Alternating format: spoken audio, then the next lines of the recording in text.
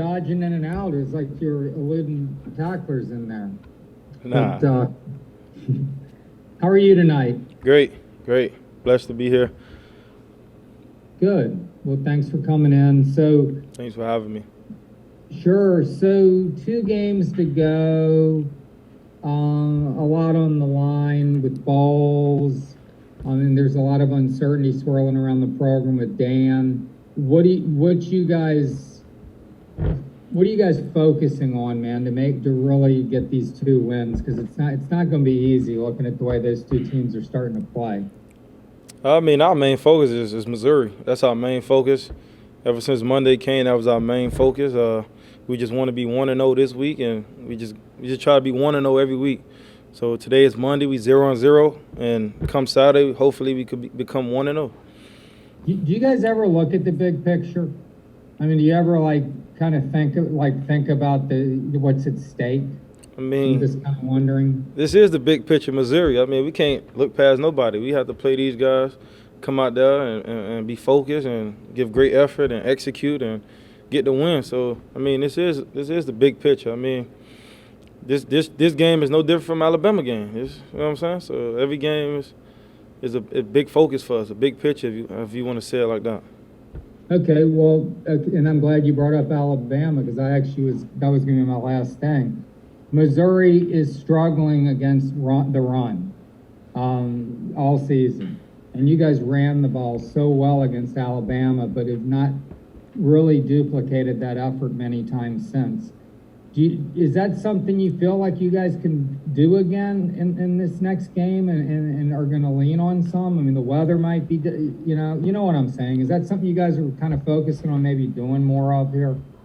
I wouldn't say we focus on the run or the pass. I mean, we just trust our coaches and the play call that's being called from the sideline. And at the end of the day, no matter what's called, you got to execute, whether it's run or pass. So, I mean, we just have to execute at a high level and get the win. Are you capable of running like that, like you did against Alabama, this team? We capable of running against whoever. It doesn't matter who the opponent is. Okay, thank you. Zach Alberti.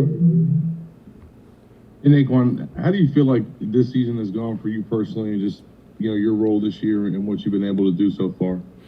I mean, as I always reflect, man, it's just a blessing to be here and play the game of football that I love to death.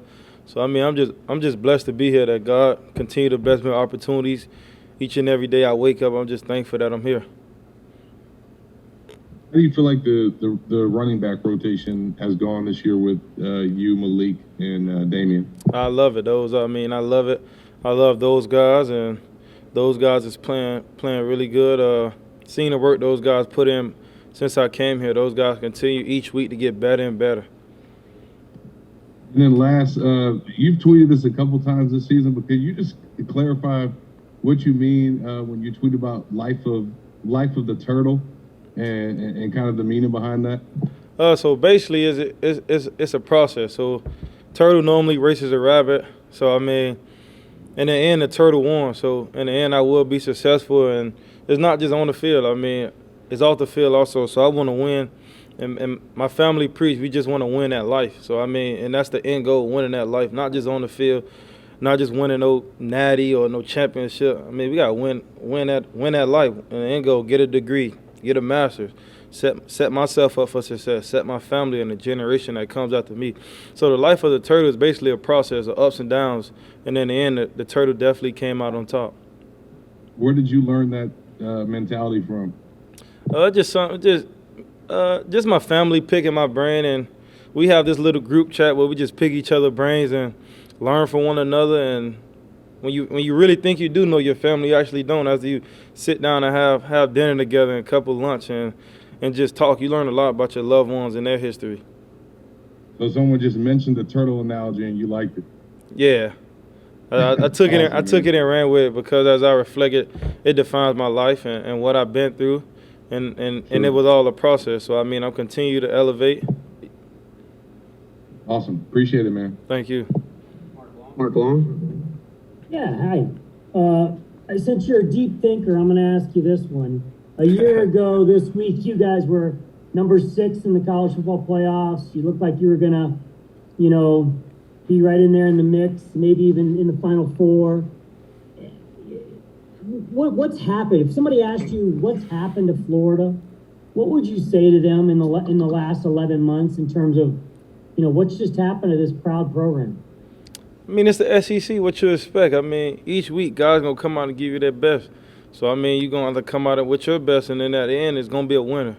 So I mean, the season may have not been going how we wanted it to go, but we just happy to be here, man. Happy to compete. You get 12 opportunities a year. So I mean, you just got to take advantage of those 12 opportunities. And then Coach said today, you guys are rolling with Emory, and he's playing really well. Obviously, coming off a career day. Is it nice to have maybe some closure at that quarterback spot moving forward? I mean, there's always. I mean, as far as I know, when there wasn't no closure. I mean, week one, Emory was the guy. Coach made it clear week one. So, I mean, it always been closure. I mean, and is a great kid, works really hard. Both of those guys work really hard, actually. So, I mean, I trust both of them, no matter who we rolling with. Thank you. Any more questions for Naquan? All right, thanks, Naquan. Appreciate it. Thank you guys for having me.